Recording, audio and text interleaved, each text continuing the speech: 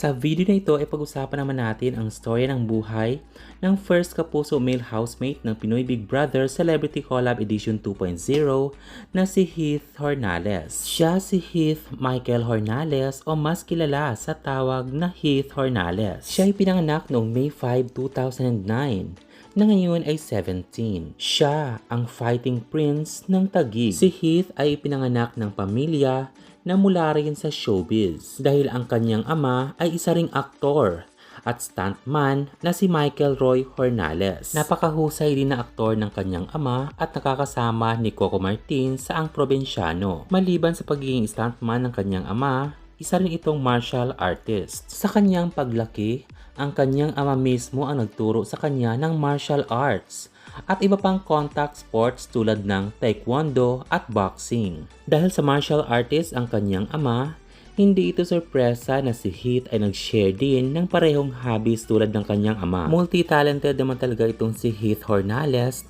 dahil sa nakita sa kanyang Instagram post, ang kanyang mga practices ay hindi lang sa taekwondo at boxing, pero pati na rin sa arnis.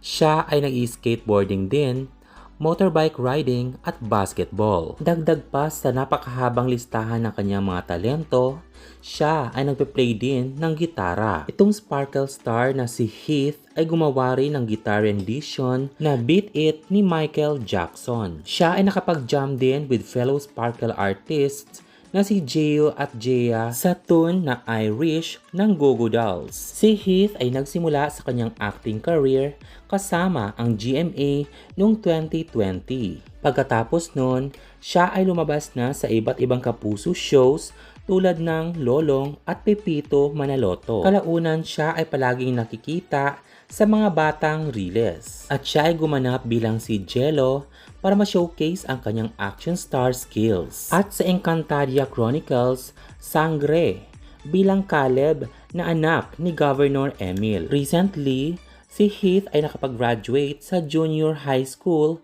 sa Key Ed Learning Center. Sa kanyang moving up ceremony, nag-attend ang kanyang ama at ang kanyang ina na si Ma'am Jam. Ang sparkle artist na si Heath ay maagang nagsimula sa showbiz. Siya ay lumabas na rin sa iba't ibang commercials sa edad na 9. Sa murang edad ng isang pagiging commercial model at endorser at sa maagang pagpasok sa showbiz, sa tulong na rin ng kanyang magulang na nasa loob ng entertainment industry, mas nahasa at naboost ang confidence ni Heath Hornales na humarap sa napakaraming kamera. Maraming mga fans ang nagtatanong kung gaano nga ba kayaman si Heath Hornales.